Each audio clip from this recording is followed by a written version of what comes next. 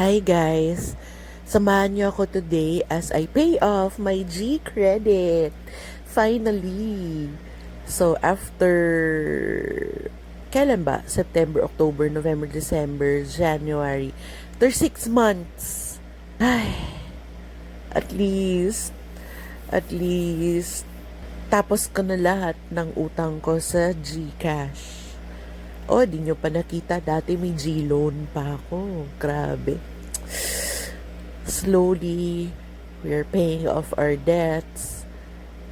No, suspense pa kahapon kasi ewan ko, di kinaya ng signal. Nag-shift ako to data guys since nasa mall ako. Nagko-connect sa wifi ng mall. So, for security purposes, use your personal data when doing transactions. Wag sa wifi. Bye! Yun lang.